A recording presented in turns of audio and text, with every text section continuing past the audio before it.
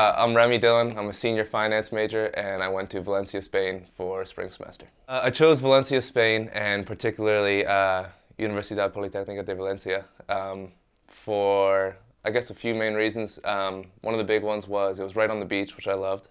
Another one was I'm big into sports, especially soccer, and they had a lot of that there. And I tried actually playing for the school team, but they had off season during that time, so I couldn't join that, but still plenty of sports. It was also a great business school. I got to take a lot of business-related courses, so it didn't go away from my major. I still got to finish in 4 years. And I also have been taking Spanish for, I guess, 5, 6 years now, so it was ideal somewhere in Spain that I wanted to go, and those three other reasons combined with that made Valencia perfect. The actual experience of being in the city of Valencia was much more than I thought it would be. It was a really big city, but it was just a completely different perspective. Everyone rode around on bikes there. Everyone outside was playing sports. You literally travel anywhere, either on metro or bike. Many people don't have cars. The whole city was filled with students. And even though it's so, that seems real modern and all that kind of stuff, they have so much history, big, churches and all this kind of stuff. And really, really, their culture, through Las Fallas and holidays like that, you really just see the culture come out, and despite everything being so new and real and all that kind of stuff, it's really ingrained in something much deeper, I guess. So when I was there, like many of the other students, we lived in apartments, and that was another thing I wasn't used to, because I guess it would have been different had I came from an urban area in America to an urban area in another country.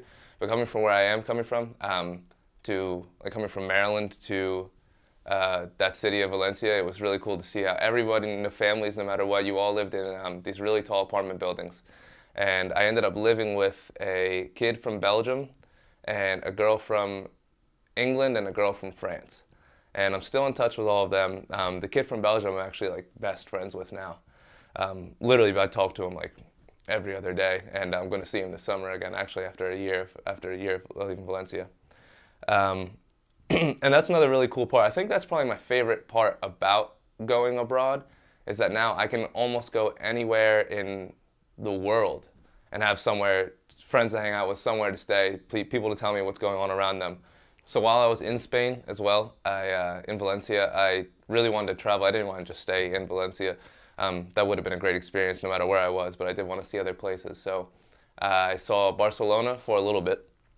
And then I also went to Morocco. That was one of the most, I guess, culturally mind-blowing spots I went to. I didn't expect to see the roads weren't even roads. You can't really fit a car down them. Everyone walked everywhere. There was a little store. It was just completely different experience than what I was planning on seeing. They had just spices is the main thing they have there, so they just have a huge marketplace with just different drinks and spices and everything for all the tourists to come look at. And another part of that trip was a really, really affordable, I remember I can't remember the price, but it was a really affordable trip, 3-day, 2-night trip into the Sahara Desert.